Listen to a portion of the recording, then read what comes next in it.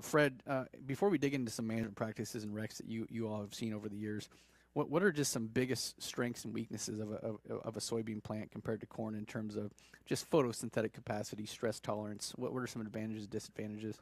Yeah, if you're going to compare corn and soybean and you're going to say what is the big difference, it comes down to their type of photosynthesis. Yep. You know, corn is a C4 plant, soybean is a C3 plant.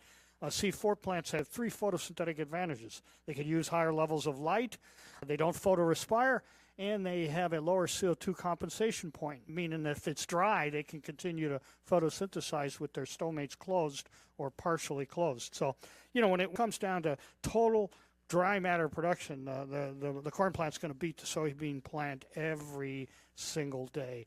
It also has a higher water use efficiency than does soybean.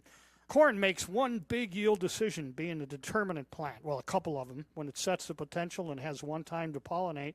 You know, soybean has multiple nodes that can support pods, more than one pod at a node, and so it's much harder to make a one-time change that impacts the yield of soybean. That said, we think we think soybean has been underlooked at, and you know, look at the new record yield into the 200s. Yeah. That'd be a good corn yield. Man. And so that there's clearly a huge opportunity to, just like corn, to increase soybean yield.